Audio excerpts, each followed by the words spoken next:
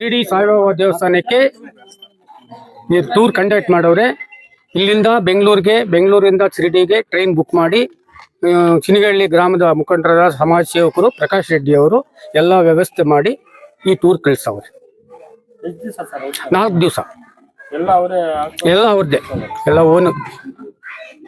ಊಟದ ವ್ಯವಸ್ಥೆ ಎಲ್ಲ 55-60 ಜನ, ಊಟದ ವ್ಯವಸ್ಥೆ ಎಲ್ಲ ಒಟ್ಟು 65 ಜನ.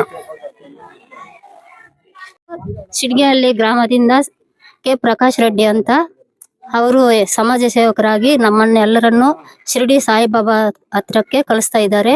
ಅವರೇ ಫ್ರೀ ಬಸ್ ಮಾಡಿ ಮತ್ತೆ ಅಲ್ಲಿಂದ ಬೆಂಗಳೂರಲ್ಲಿ ಇಳಿದು ಅಲ್ಲಿಂದ ಶಿರಡಿಗೆ ಟ್ರೈನ್ ಮಾಡಿ ನಮ್ಮನ್ನೆಲ್ಲರನ್ನು ಕಳಿಸ್ತಾ ಇದ್ದಾರೆ.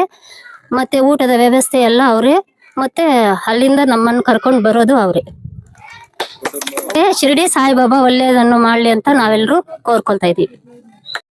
ఈరోజు సినిగపల్లి గ్రామంలో షిరిడి సాయిబాబా దేవస్థానంకు సినిగపల్లి గ్రామస్తులందరూ ఇక్కడి నుంచి బయలుదేరి వెళ్తున్నారు.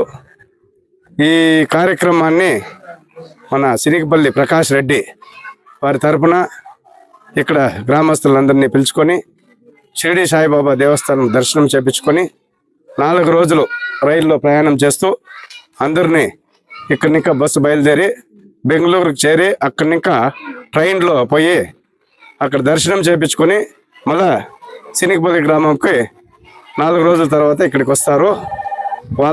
వాళ్ళకందరికీ భోజన వ్యవస్థ ఇక్కడి నుంచి తోడుకొని పోయొచ్చేదానికి అంతా ప్రకాష్ రెడ్డి గారు వాళ్ళు సేవ చేస్తున్నారు అని ఈ సందర్భంగా అందరికీ తెలియజేస్తున్నాం.